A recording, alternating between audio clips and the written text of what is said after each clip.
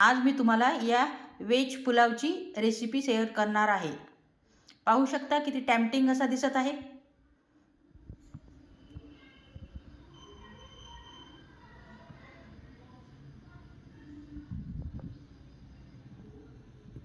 बासमती तांदूळ घ्यायचे आहेत। हे बासमती तांदूळ 2 वाटी आहे। तर प्रथम आपल्याला हे बासमती तांदूळ पाण्यामध्ये भिजू घालायचे आहेत, कारण पाण्यामध्ये अर्धा तास भिजू घालायचे आहेत, कारण खूप छान असे मोकळे मोकळे सुटा भात होतो जर पाण्यामध्ये भिजू घातला अर्धा तास तर। त्यामुळे आपल्याला हा तांदूळ पाण्यामध्ये अर्ध्या तासासाठी भिजू घालायचा आहे। हा तांदूळ भिजत आहे तोपर्यंत आपण पुढच्या भाज्याची तयारी करून घेऊयात। हे पहा, व्हेज पुलाव करण्यासाठी आपण घेतले आहे वटाणे, कारण आता सीजन चालू आहे वटाण्याचा। हिवाळ्यात भरपूर असे वटाणे येतात, त्यामुळे व्हेज पुलावमध्ये तुम्ही नक्की वटाणे घाला। बारीक चिरून घेतला आहे कांदा, एक टोमॅटो, कोथिंबीर आणि फ्लॉवर, आणि या व्यतिरिक्त आपण अद्रक लसूणची पेस्ट घालणार आहोत। तर आता आपला अर्धा तास झाले आपले हे तांदूळ भिजले आहेत। आता आपण हे तांदूळ शिजवून घेऊयात। आपल्याला तांदूळ शिजवून घ्यायचा आहे। त्यानंतर आपल्याला चवीनुसार मीठ आणि एक तेजपत्ता टाकायचा आहे। तांदूळ पाण्यामध्ये शिजायला घालायचा आहे।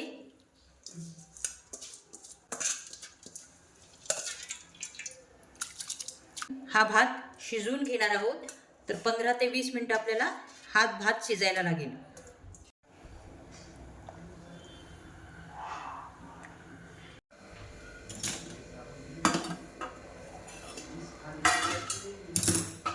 हे पहा, आपला भात अगदी मस्त असा शिजला आहे। पाहू शकता, आपण प्रथम अर्धा तास भिजू घातले होते तांदळाला, त्याच्यामुळे बिलकुल असा मोकळा झाला आहे। पाहू शकता, हे बघ मस्त शिजला आहे। एका भांड्यामध्ये आपल्याला हा सर्व तांदूळ काढून घ्यायचा आहे, भात काढून घ्यायचा आहे।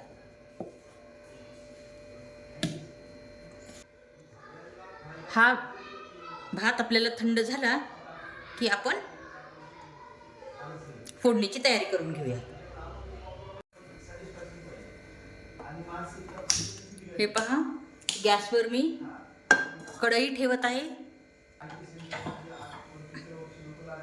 आपल्या या सर्व तयार केलेल्या भाज्या आपण तेलामध्ये थोड्या शिजून घेऊयात, म्हणजे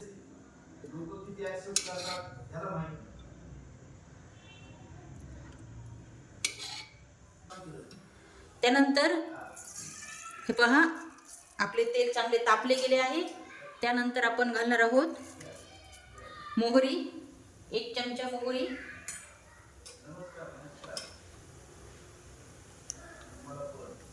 एक चमचा जिरे, हे पहा 1 चमचा, किंवा जिरे थोडे आपल्याला जास्तच घालायचे आहे, कारण जिऱ्यामुळे थोडी टेस्ट छान येते। हे पहा, आपण जिरे घालून झाले आहे। त्यानंतर आपल्याला तेजपत्ता घालायचा आहे। तेजपत्ता नंतर आपल्याला दालचिनीचे 2 तुकडे घालायचे आहेत।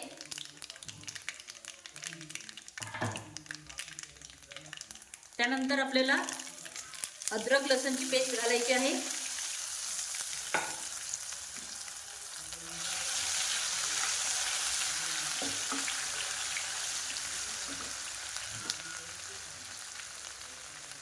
त्यानंतर आपल्याला हा जो कांदा आपण चिरलेला होता तो असा मोडून आपल्याला घालायचा आहे, जेणेकरून मोकळ्या पाकळ्या होतील त्याच्यात। हे पहा, अशा प्रकारे मोडून पाकळ्या आपण टाकल्या आहेत।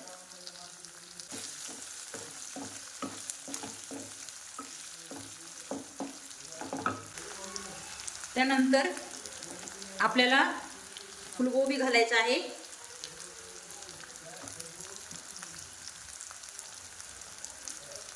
त्यानंतर आपले हे धुवून ठेवलेले वाटाणे घालायचे आहे.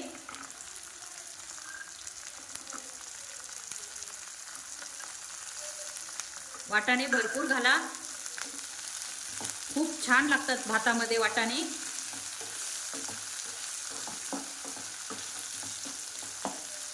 सध्या सीझन चालू आहे तर भरपूर वाटाणे घाला. आपल्याला आपण बारीक चिरलेला टोमॅटो घालायचा आहे.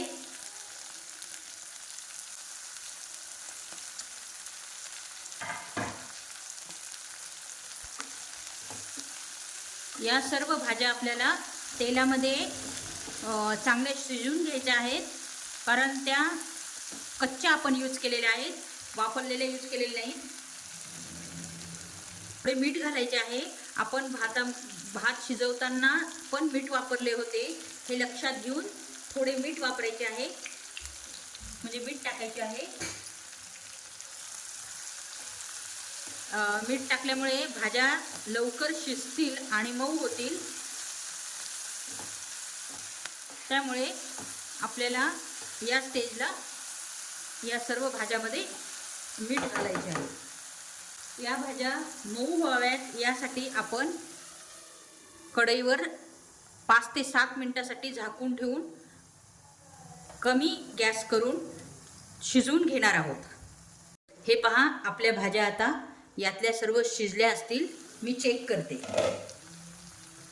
हे पहा, पाहू शकता आपल्या ह्या सर्व तेलामध्ये चांगल्या फ्राय झाल्या आहेत आणि झाकून ठेवल्यामुळे त्या पटकन शिजल्या गेल्या आहेत. तर आता आपण यामध्ये मसाले घालणार आहोत. तर मीठ आपण ह्या भाज्या शिजतानाच प्रथम आपण मीठ घातलं होतं, त्यामुळे आता लक्षात ठेवायचं मीठ घालायचं नाही. आपल्याला घालायचं आहे 1 चमचा हळद,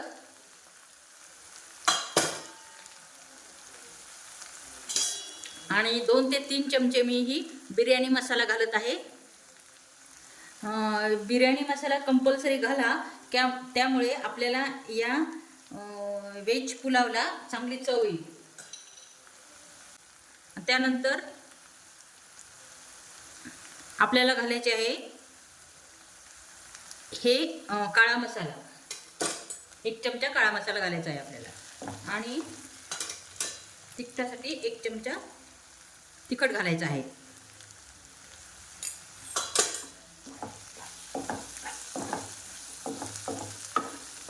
हे पहा, आता या स्टेजला आपल्याला हा आपला शिजलेला भात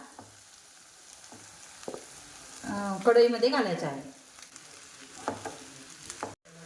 हे पहा, आपला व्हेज पुलाव रेडी झाला आहे.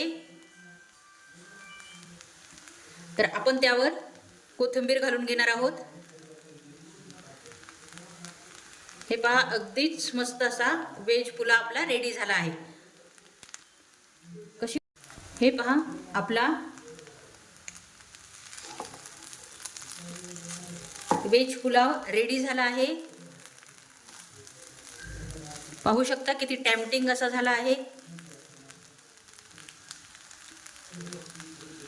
तुम्हाला या व्हेज पुलावची रेसिपी आवडली असेल तर लाईक आणि सबस्क्राईब करायला विसरू नका. पुन्हा भेटू एका नवीन रेसिपी सोबत. तोपर्यंत नमस्कार.